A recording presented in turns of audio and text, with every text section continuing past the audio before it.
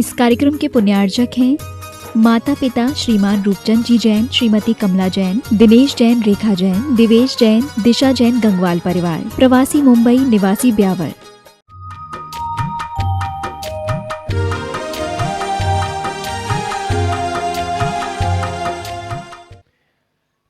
आचार्य पूज्यपाद स्वामी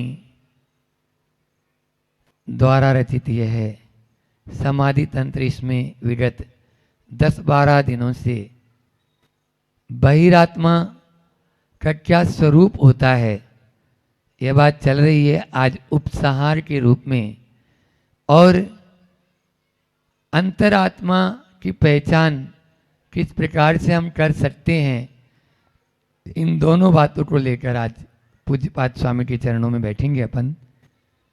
कल अनादिकालीन जो ये संस्कार हैं हमारे, इसके ऊपर बहुत अच्छी कारिका कि किस प्रकार से बुंदेलखंड में एक शब्द आता है लगार।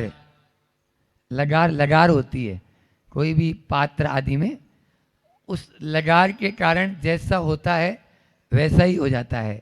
जैसे दूध आदि भी फट जाता है या जम जाता है, वो उसी का ही रूप है। समझ में आ रहा है?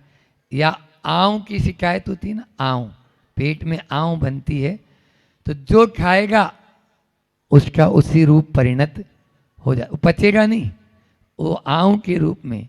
तो यह है, ऐसे ही अनादि के संस्कार हमारे ऊपर हावी हैं और पुनः पुनः पुनः हमारा ध्यान फिर उधर ही उस तरफ ही चला जाता है।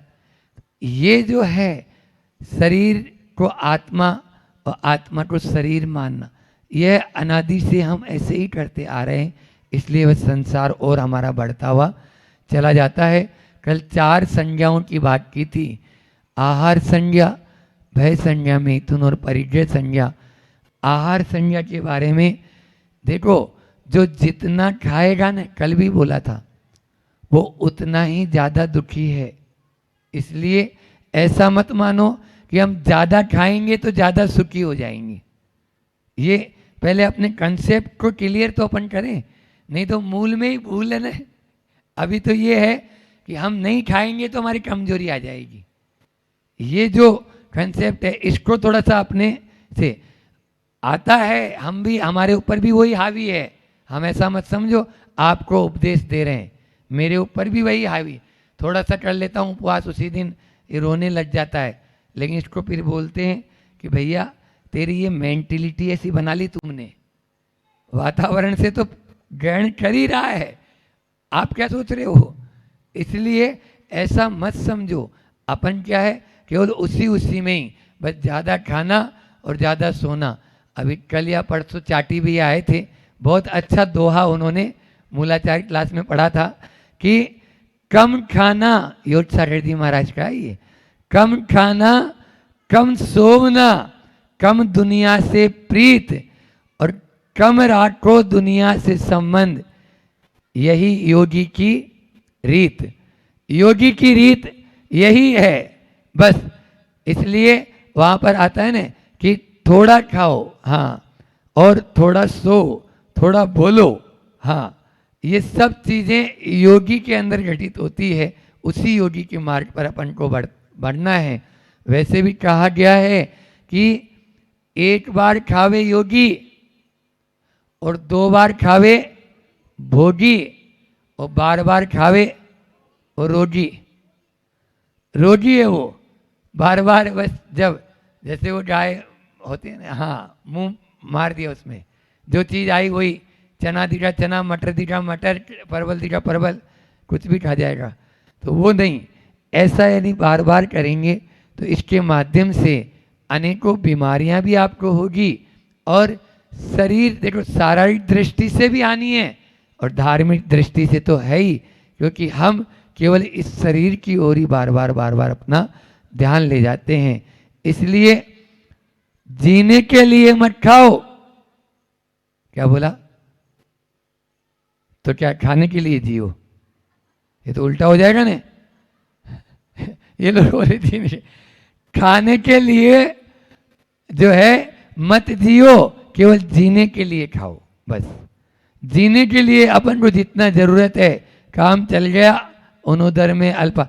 इसलिए 6 तप में जो बाहरी जो 6 तप हैं उसमें अनशन तो ठीक है, उनोदर, वृत्ति परिसंख्यान, रस परित्याग, ये क्यों रखा? क्या आप स्वस्थ होना चाहते हो? बोलो। घुटनों में दर्द है? क्या आपको माइग्रेन है? क्या आपको डायबिटीज है?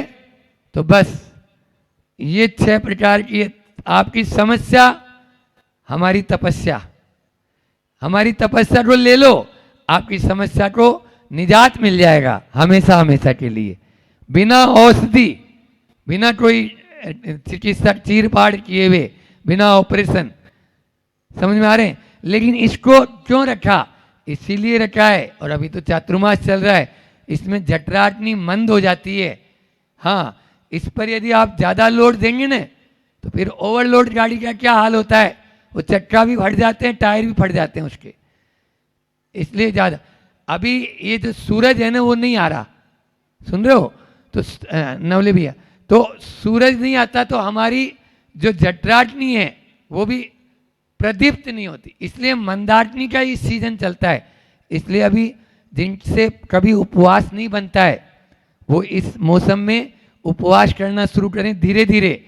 पहले जल लें, जल उपवास करें, फिर धीरे धीरे उसको अवॉइड करें, तब जाके उससे बन जाएगा।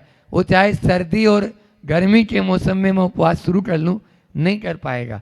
इसलिए आप धीरे धीरे ही सही। तो यहाँ पर यही बात, आहार संज्ञा को हम समाप्त नहीं कर पाएंगे, लेकिन उसको कंट्रोल करके कम कर सकते हैं। आज की इस कारिका में पहले उस बहिरात्मा का फिर से स्वरूप बताते हुए थोड़ा सा, और अंतरात्मा का भी। वैसे भी महाराष्ट्र में आज से नया भी है ना, वीर शासन जयंती, हाँ ऐसा मानते हैं। लेकिन वो, हाँ अभी श्रावण दूसरा 2 श्रावण होने से हो गया, तो इसलिए फिर भी आपके यहाँ पर 15 दिन, उधर 15 दिन पहले मान लेते हैं, क्योंकि वो कृष्ण पक्ष से शुरुआत मानते हैं, यहाँ पर शुक्ल पक्ष से शुरुआत मानते हैं। तो यहाँ पर आज अंतरात्मा की अपनी शुरुआत हो जाएगी। 12वीं कारिका में यहाँ पर कह रहे हैं, 13वीं कारिका में, देहे स्वबुद्धिरात्मानं युनक्ते तेन निश्चयात् स्वात्मन्तेवात्मधिस्तस्माद् वियोजयति देहिनाम। बहुत सुंदर यहाँ पर आचार्य पूज्यपाद कह रहे हैं कि देह स्वबुद्धि आत्मा नाम, शरीर में आत्मबुद्धि रखने वाला, पहले आत्मा में शरीर में, तो शरीर में आत्मबुद्धि रखने वाला निश्चय से देह से अपनी आत्मा को जोड़ लेता है। ये देह है, उससे अपनी आत्मा को जोड़ लेता है। यहाँ कुछ भी कष्ट होता है तो वह क्या मानता है? आत्मा में कष्ट हो रहा है। इसलिए ऐसा नहीं मानता है, वो कौन है? बहिरात्मा। और आगे क्या कह रहे हैं? अपनी आत्मा में ही जो आत्म बुद्धि रखता है वो कौन है? अंतरात्मा। आत्मा में आत्म बुद्धि रखने वाला, सही को सही जानो और गलत को गलत जानो, पहचानो, तभी हमारा यह समाधि तंत्र। पढ़ तो रहे हैं अपन, अध्यात्म की ओर जाना है, लेकिन अध्यात्म की ओर जाने के पहले भी रास्ता तो वही है, व्यवहार और निश्चय का ही। तो उसको अपन धीरे धीरे पार करते हुए चलेंगे। आत्म कल्याण करने का जो इच्छुक होता है, वह इच्छुक व्यक्ति अपने इस संसार को क्रम से कम करता चला जाता है, घटाता चला जाता है। ठीक है ना? रहता इसी संसार में है, संसार से वह बाहर नहीं जाता, समझ में आ रहा है? लेकिन इस संसार में रहते हुए भी वह जागृत अवस्था में रहता है। आप अभी सो रहे हो और जाग रहे हो? बोलो, मनावर वाले बताएंगे। हाँ, 4 शब्द है, भागना, जागना, त्यागना और पाना। रिपीट कर रहा हूं, भागना, जागना, त्यागना और पाना। सब पाना चाहते हैं, लेकिन कब पाएंगे? भागने से पाएंगे क्या? अभी तो भागम भाग हो रही है, यहाँ से वहाँ, वहाँ से यहाँ। उस भागम भाग में कभी काम बनने वाला नहीं। एक बार ऐसा हुआ कि जंगल का राजा शेर था। अब बहुत दिन हो गए थे, सारे पशु पक्षी मिलकर मीटिंग किए, बोले बहुत दिन हो गए जंगल का राजा शेर, अब चेंज होना चाहिए, हाँ नहीं चलेगी दादागिरी। इस प्रकार से वो सारे के सारे पशु पक्षी मिलकर एक बहुत बड़ा एक अभियान चलाए और बोले शेर राजा नहीं तो कौन होएगा? एक ने बोला गधा को, बोले उसका नाम ही गधा है, गधा कोई राजा बनने लायक है। एक ने बोला सियार को, है वो होशियार से भी डर जाता है, सियार क्या होगा, कुछ नहीं। इस प्रकार से लोमड़ी चतुर होती है, कोई नहीं, सब कैंसिल होते चले गए। अब जंगल का राजा कौन होगा? एक ने बोला बंदर को बना दो, बहुत अच्छा। बोले हाँ ये अच्छा है, बंदर। अब कौन को बना दिया जंगल का राजा? बोलो, बंदर को। अब बंदर को बना तो दिया, एक दिन एक बकरी के बच्चे को पकड़ लिया शेर ने। अब जैसे ही पकड़ा तो देखो, अरे अब जंगल का राजा कौन है? बंदर। अब वो बकरी की माँ जो थी, बच्चे की माँ, वो दौड़ती दौड़ती बंदर के पास गई, राजा जी राजा जी। बोले क्या हुआ? बोले उस शेर ने मेरे बच्चे को पकड़ लिया, छुड़वाओ। अब कहाँ पे है? चलो। बस ऐसे ही आया और देखा वहां पर, अब वो इस पेड़ से उस पेड़, उस पेड़ से उस पेड़, उस पेड़ से उस पेड़ छलांग लगा रहा है। नीचे से बकरी चिल्ला रही है वो मार देगा, आप मेरे बच्चे को तो बचा लो। बोले देख बकरी, तेरा बच्चा बचे या न बचे, मेरी भाग दौड़ में कोई कमी हो तो बता,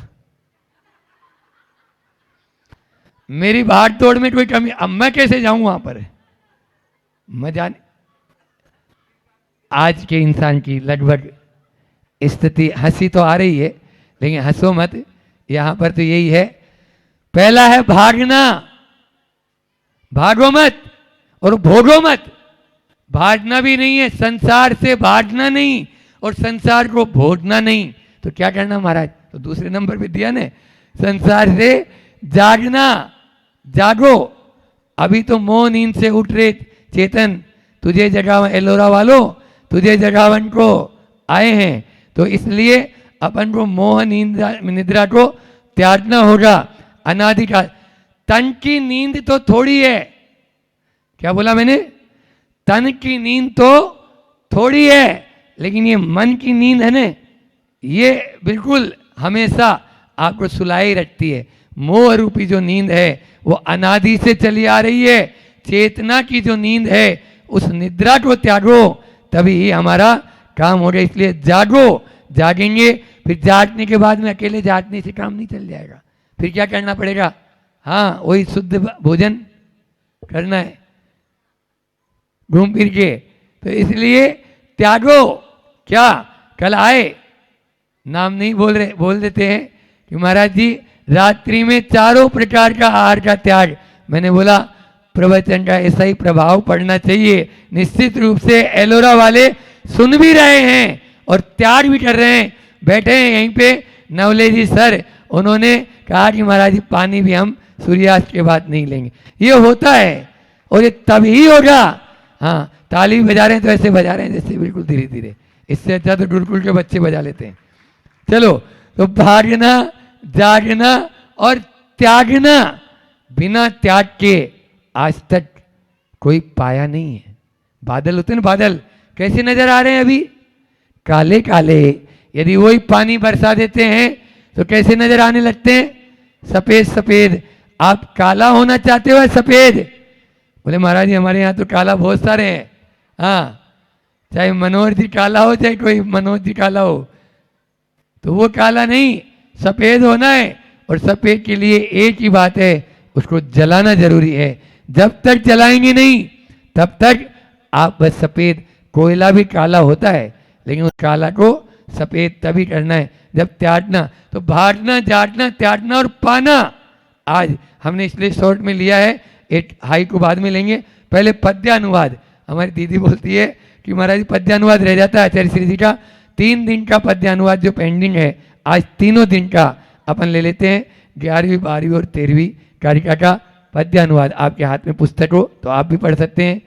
जो आत्मबोध परिशून्य सदा रहा है, संपत्ति से मुदित तोषित हो रहा है। बस संपत्ति मिलनी चाहिए, जैसे तैसे कैसे महाराज पैसे मिल जाते हैं ना तो बड़ा आनंद आता है। आप क्या जानो, आपने तो छोड़ दिया। तो संपत्ति से मुदित तोषित हो रहा है, तोषित मतलब संतुष्ट हो रहा है, मुदित होके। मेरी खरी मृग दमी ललना यहाँ है, ऐसा विचार उसका ब्रह्म पूर्ण हा है। मिथ्यात्व जन्य उसकी इस भावना से, अज्ञान तीव्र बढ़ता सुख हो कहाँ से। अनादिकाल से वह मिथ्यात्व की भावना ही पोषित कर रही है, तो वह भ्रमवश अज्ञान यानी जो संस्कार हैं उसमें सुख कहाँ से आएगा। तो देह को निज सदा वह मानता है, ओ आत्म को वह कदापि न जानता है। और आज की इस कारिका का पद्यानुवाद भी बहुत सुंदर आचार्य श्री जी ने किया है। मिथ्यात्व भाव वश हो वह मूढ़ जीव है, आत्म बुद्धि रखता तन में सदैव। माता पिता सुत सुता वनिता व भ्राता, ये है यहाँ मम सभी इस भांति गाता। वह केवल इन्हीं में अपने आप को मानता है, माता पिता सुत सुता वनिता भ्राता आदि को ही अपना मानता रहता है। हाँ, इनके बीच में रहना है तो इनसे भागना नहीं है। फिर मैं फिर से बोल रहा हूँ, जागना है, रहना इन्हीं के बीच में ही है। ऐसा नहीं है आप सोचो कि पहाड़ के ऊपर चले जाएंगे और जो ऊपर वाली गुफा है उसमें जाके बैठ जाएंगे तो हम आत्म शांति मिल जाएगी। हाँ, कुछ अंश में, लेकिन तब जब पहले आप इनके साथ में रहना सीख जाओगे। वो भी हम बताएंगे आपको, इनके साथ में रहना भी जरूरी है। इनके साथ में रहकर अपने आप में रहना, जगत में रहते जगत रहते तभी वे इस जगत में ऊपर तीन लोक के नाथ कहलाते हैं। आचार्य श्री जी ने बहुत अच्छा हाइकु दिया है। मोक्ष मार्ग सो जटिल तो है, कुटिल नहीं, किंतु कुटिल नहीं। मोक्ष मार्ग तो सो जटिल तो है किंतु कुटिल नहीं है। जैसे उदाहरण दे दूं, आपको ट्रेन में भी सफर करते हो और बस में भी सफर करते हो, तो बस जो है वो आपके लिए चाहे जिस रोड से चाहे जिधर मुड़ सकती है, ठीक है ना, अटक सकती है, भटक सकती है, कुछ भी कर सकती है। लेकिन ट्रेन में यात्रा वो ट्रैक होता है, बस मोक्ष मार्ग उसी ट्रेन के ट्रैक की तरह है। एक बार बैठ जाओगे तो आपको मंजिल पर पहुंचाकर छोड़ेगी। इसलिए आप ट्रेन में बैठने का अभ्यास करें, बस में नहीं, वो इधर उधर ले जाके आपको भटका देगा।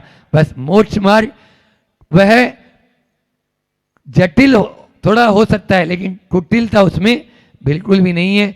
आप लोग पारसनाथ भगवान की पूजा में पढ़ते हो, जो सीधा शिवपुर को जाता, आई क्षेत्र पारसनाथ में आता है कि यह मार्ग ऐसा है जो सीधा कहाँ जा रहा है, शिवपुर को। बस उस शिवपुर को जाना है। तो ये समाधि तंत्र की एक एक करके इसका पाठ करो, पाठ करेंगे तो बहुत अच्छा होगा और इसके माध्यम से हम बहुत आगे बढ़ सकते हैं। तो मैं बोल रहा था कि आज आपके इधर महाराष्ट्र में जो वीर शासन जयंती या जो 1 महीने बाद जो शुक्ल पक्ष आएगा उस पर तो एक प्रतियोगिता आज से शुरू की है, वीर शासन जयंती प्रश्नावली। गुलाब चंद जी जो यहाँ के अपने बोरालकर जी सर प्रिंसिपल साहब हैं, उनके द्वारा 100 प्रश्नों पर यह प्रतियोगिता है। बहुत ही हमने पढ़ी उसको आद्योपांत, बहुत ही अच्छी है। देश और विदेश के सभी लोगों से कहना चाहूँगा इस प्रतियोगिता को आप ऑनलाइन भी आपके उस पर रहेगा, तो इसको जल्दी से जल्दी 5 तारीख शायद है ना, 5 ही है ना, 5 तारीख तक इसको भरकर हिंदी में भी है और मराठी में भी है, आप इसका लाभ ले सकते हैं। ताकि किस प्रकार से वीर के शासन में आप जी तो रहे हैं, लेकिन क्या है वीर का शासन, इस प्रतियोगिता में आपको पता लगेगा। बोलिए अहिंसा परमो धर्म की, आचार्य गुरुवर विद्यासागर जी महामुनि राज की। और ओजर में हमने संसार से छूटने की बात बताई थी कि संसार से सब कुछ छूटना है, तो ओजर की व्याख्या करी थी कि और की कल्पना जब तक नहीं छूटेगी तब तक संसार नहीं छूटेगा। ये ओजर का ओ बोल रहा था। और ज से हमने निकाला था कि जलन की दुर्भावना जब तक नहीं छूटेगी तब तक संसार नहीं छूटेगा। और र से हमने व्याख्या करी थी कि रसना की वासना जब तक नहीं छूटेगी तब तक संसार नहीं छूटेगा। इसका कल ओजर बीच में आ गया था, तो वो अपन ने ओजर पर कल पूरा प्रवचन किया था। एक लंबे समय से जो श्रृंखला अपनी चल रही है आदर्श गृहिणी की, पहले बेटियों पर बात चली थी, फिर गैप हो गया था, तो आपके अंजनगिरी पे 25 दिन प्रवचन चले, अंतरंग को निर्मल करना है तो आ जाओ अंजनगिरी। ज से अपन ने बात की थी जन्म जरा का नाश होगा अंजनगिरी। और फिर न से नर न आएगा ना, पहले तो गीत तो बाद में नर, क्या बात है, अध्यक्ष जी के तो याद हो गया। 25 नर जन्म सफल होगा अंजनगिरी आने से, और गी से गिरावट दूर होगी अंजनगिरी आने से, और री से रीद संस्कृति की प्राप्ति होगी अंजनगिरी आने से। अब लेकिन वो अपनी प्रवचन श्रृंखला गृहिणियों पर, आदर्श गृहिणियों पर चल रही थी। 1 या 2 प्रवचन अपने हो पाए थे, तो अपन ने एक प्रवचन जो किया था बहुत, उसका जो चिंतन दिया था हमने 5 बिंदुओं से करा था प्रारंभ, कि आदर्श गृहिणी वो है जो पति को परमेश्वर मानने वाली हो। आदर्श गृहिणी वो है जो नीति न्याय और धर्म को ही आधार मानने वाली हो। आदर्श गृहिणी वो है घर के हर कार्य को भी धर्म मानने वाली हो। आदर्श गृहिणी वो है जो धन संपदा की मूल्यता को मानने वाली हो। मनाया था आपको हमने सब चीज़ों में। और फिर 5वां बिंदु दिया था संस्कार, सील और लोक लाज को मानने वाली हो। तो उसमें जो बहुत ही प्रमुख बिंदु आपको दिए थे कि पति को, सास को, ससुर को, देवर को, सबको क्या अच्छा लगता है वो आपके जीवन में अच्छा लग जाएगा तो आपका जीवन अच्छा बन जाएगा। जो उनको अच्छा लगता है वो ही आपको अच्छा लगने लग जाए तो वह निश्चित तौर से उनका भी जीवन अच्छा हो जाएगा और आपका भी जीवन अच्छा हो जाएगा। दूसरी बात मैंने आपके सामने एक अमेरिका की जो कंपनी थी उसका वो दिया था ब्यूरो, उनने पूरा जो दिया था, क्या दिया था कि हर घर की एनर्जी चेक करी, 1000 घरों की एनर्जी चेक करी थी। अभी महिलाएं फिर से बैठी, फिर से बता देता हूँ, बहुत महत्वपूर्ण बात उन्होंने अपने रिसर्च वर्क में दी थी जो अमेरिका की जो कंपनी थी कि 1000 घरों को चेक किया और 1000 घरों में जो है सबसे ज़्यादा एनर्जी, सबसे ज़्यादा पावर किन घरों में मिला, तो बोले जिन घरों में जितनी ज़्यादा सफाई थी, जिन घरों में जितनी ज़्यादा शुद्धता थी, उन घरों में ज़्यादा उनकी जो मशीन थी वो एनर्जी पावर घूम रहा था, वो संभाल नहीं पा रहे थे। जहाँ जितनी पुरानी चीज़ थी, जितने अटाले रखे थे, वहाँ उनका मीटर ही नहीं घूमता था। मतलब क्या है, ये तो गृहिणी के हाथ में ना, अपने घर को पावरफुल बनाना है तो क्या करना होगा, जितनी गंदगी है बाहर करो और जितनी पुरानी चीज़ें जो यूज़ नहीं हो रही है उनको बाहर करते चलो। वो भी नकारात्मकता देती है, उसके माध्यम से भी आपके घर की ऊर्जा रुकती है। तो ये हमने आपको उस दिन बात बताई थी। तीसरी बात बताई थी कि अगर आपके घर में कोई बीमार पड़ रहा है तो ये मान के चलना वो बीमारी आपके संबंध को अच्छा बनाने वाली है। कुछ नहीं करना है, बस उस बीमारी में सामने वाले को आप अगर ध्यान रख लोगे, क्योंकि सुख में आपने की सेवा कोई याद नहीं करता, लेकिन दुख की सेवा हर व्यक्ति, हर समय, हर पल, हर क्षण याद रखेगा। इसलिए याद रखना, अगर कोई बीमार पड़ा है तो ये मान के चलना कि आपके अच्छे के लिए पड़ा है।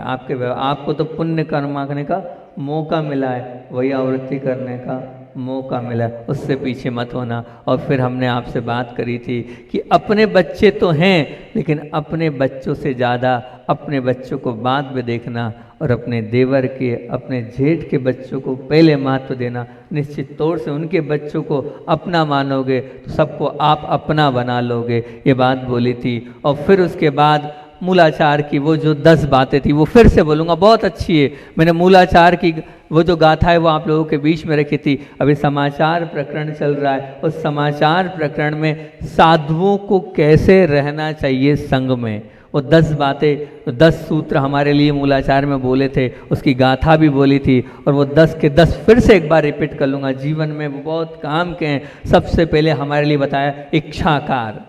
इच्छाकार का तात्पर्य ये है कि बस जो सामने वाले की इच्छा है उसके अनुरूप अपने जीवन को बना लेना, ये स्वीकार भाव कह सकते हो। सबसे पहला है इच्छाकार, बस जो इच्छा सामने वाले की वो इच्छा मेरी हो जाए। दूसरा था मिथ्याकार, मतलब मैंने जो अपराध किए उसकी मैं क्षमा मांग लूँ, कह दूँ कि हाँ मैंने गलती करी है, ये है मिथ्याकार।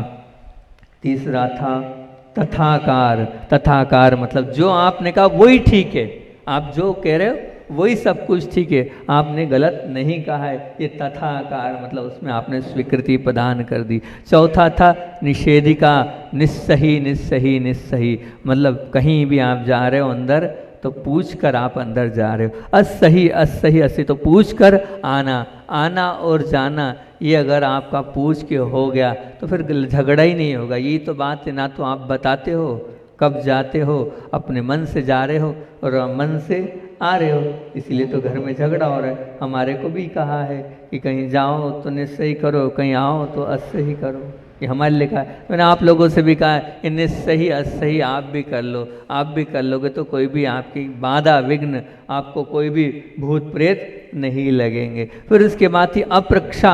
अप्रक्षा मतलब क्या?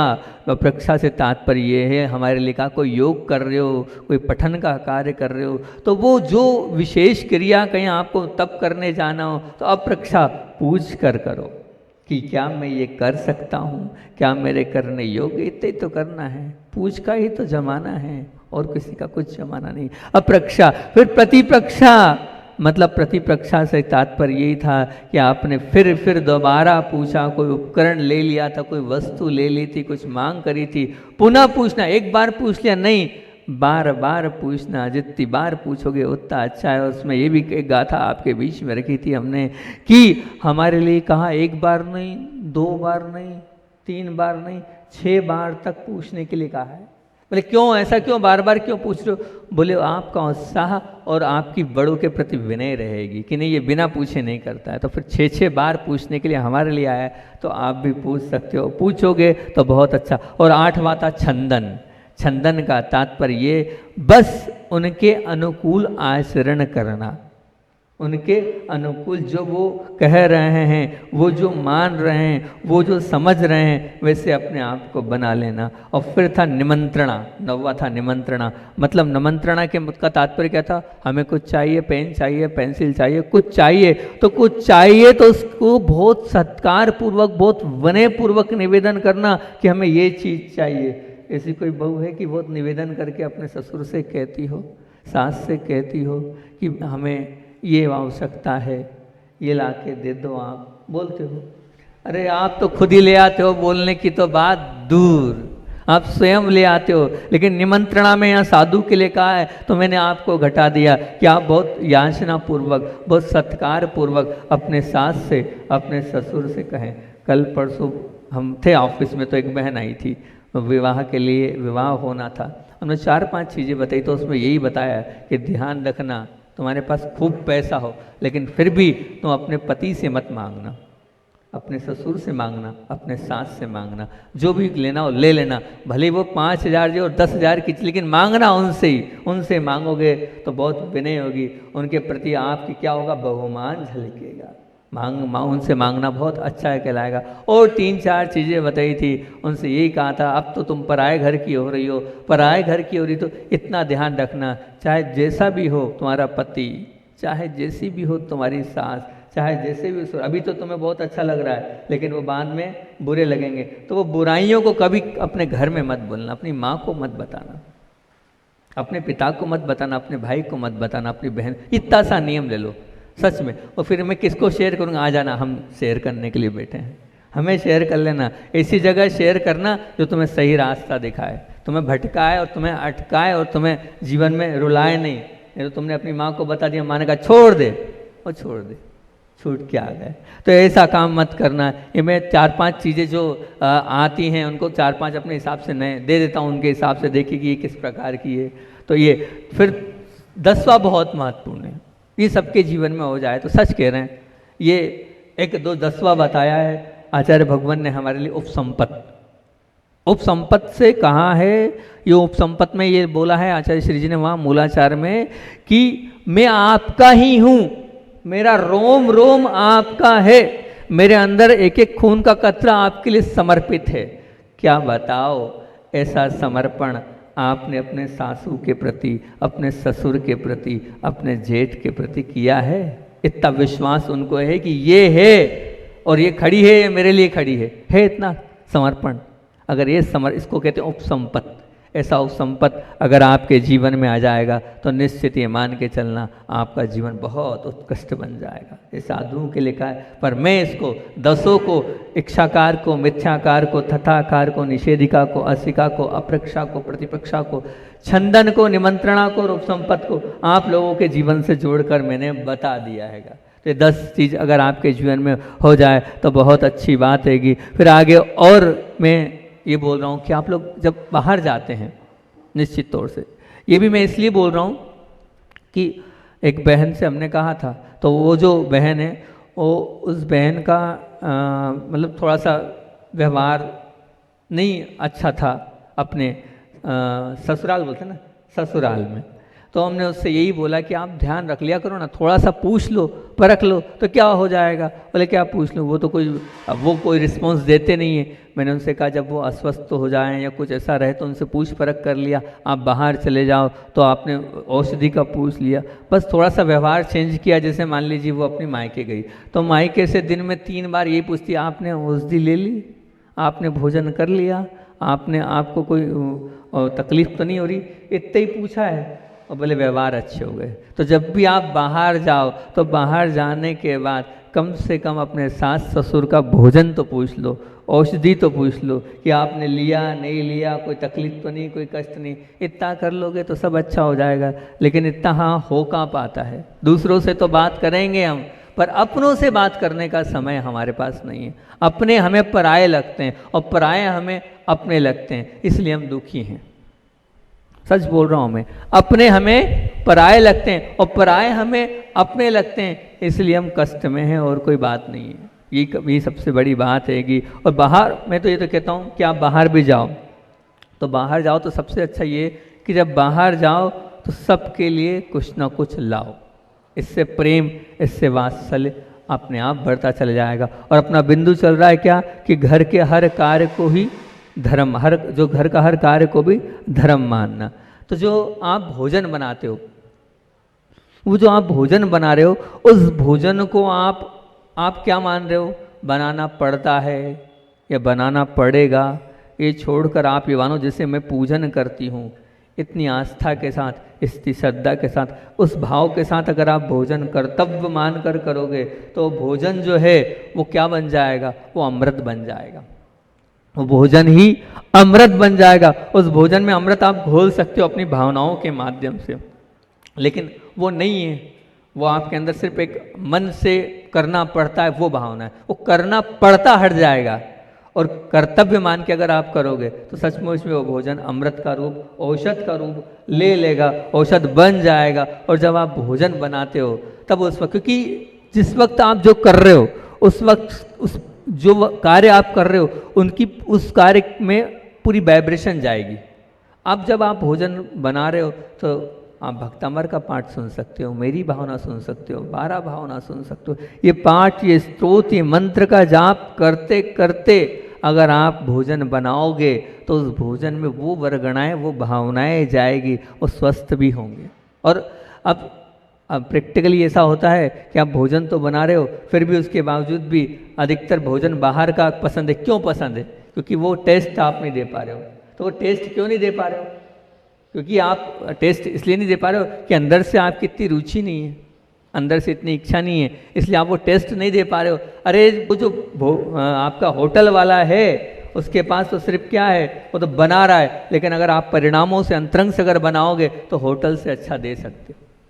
बना सकते हो, उससे अच्छा भी कर सकते हो। और हैं बहुत सारी, मैंने माताओं बहनों को देखा है कि जो इस प्रकार की रुचि रखती हैं कि उनको खिलाने में, खाने में इतना नहीं है, सबको खिलाने में बहुत रुचि है, इसलिए वो सबकी प्रिय भी है, ध्यान भी रखती है, तो सबकी प्रिय तो होनी ही होनी है। तो पंट जो आपसे बोला पाठ मंत्र अगर नहीं हो तो उस पाठ मंत्र को और भावनाओं को अपने जीवन का अंग बनाओ, वो निश्चित तौर से संप्रेषण होता ही होता है। और समय पर भोजन, अभी पारोला में एक परिवार मिला, हमने मांगी तुंगी में बहुत समझाने का प्रयास किया, वो अलग हो गए। अलग कैसे, पता है उसका क्या कारण था अलग? हमने पूरा 1-1.5 घंटा, सब लोग बोले महाराज जी उपवास है, और उपवास में भी आपने 1-1.25 घंटा बोला, क्या है? तो हमने कहा हम यही समझाना चाह रहे थे वो बहुत धर्मात्मा है। तो वो तो अच्छा है ना धर्मात्मा है, मैंने ज़्यादा धर्म भी जो है गृहस्थी में इतना धर्म भी नहीं है। अब वो 11 बजे मंदिर पहुंच रही है, कुछ तो कर्तव्य उसका बनता है, सास ससुर बूढ़े हैं, अब वो सास ससुर को कब भोजन बना के कराएगी, कब क्या होगी, मैंने कहा ऐसा धर्म भी नहीं करना है। अभी धर्म ये है कि आप गृहस्थी में हो तो घर को भी आपको देखना पड़ेगा, घर भी देखना पड़ेगा। तो उसको हम यही समझा रहे थे कि अगर घर चलाना हो तो ऐसा नहीं है, वो भी करो और ये भी करो, दोनों का बैलेंस लेके चलना पड़ेगा, तब घर गृहस्थी चलेगी। और अब वो टूट रहा था, तलाक की नौबत आ रही थी बड़ी मुश्किल से उस वक्त। अब जितना हमसे बना उतना तो हमने करा ही करा, समझाने का प्रयास ही किया। और मैं तो यहाँ तक कहूँगा कि गृहस्थी में आप नौकर से कम कार्य कराओ, क्योंकि वो नौकर किस भाव से कार्य करेगा? जो आप भाव से, जो परिणामों से कार्य करके, वही भोजन नौकर बना रहा है और वही भोजन आप बना रहे हो, तो उसमें कितनी भावनाएं रहेगी, कितना संप्रेषण रहेगा, कितनी शुद्धि रहेगी, कितनी विशुद्धि रहेगी, कितने परिणामों में निर्मलता आएगी। लेकिन आजकल लगभग सभी घरों में, अभी मतलब यहाँ नहीं, बड़ी बड़ी जगह देखा है, सभी जगह क्या है? नौकर है, नौकरों के माध्यम से बन रहा है। तो निश्चित तौर से वो तो अस्वस्थता और द्वेष का कारण बनेगा ही बनेगा, ये मान के चलना होगा ही होगा। ये आपके हाथ में है, आप स्वयं कर सकते हैं। कल उस वाले बिंदु में एक बात मेरी छूट गई थी, वो बात और अब एकदम याद आ गई कि वो जो गृहिणी है, उस गृहिणी के हाथ में एक बहुत बड़ा ये होता है कि वो पूरे परिवार को चला सकती है, और पूरे परिवार को चला सकती है। तो कल वाला बिंदु वो छूट गया था कि स्वाध्याय हर घर में होना चाहिए। और स्वाध्याय इसलिए कि आप बताओ कि आप अपने कर्मों की निर्जरा भी चाहते हो और संबर भी चाहते हो ना।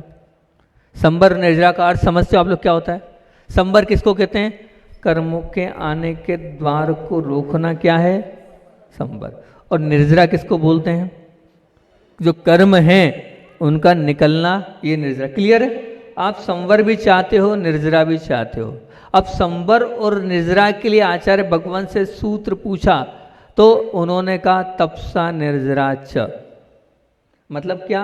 बोले तप करने से संवर भी होता है और निर्जरा भी होती है।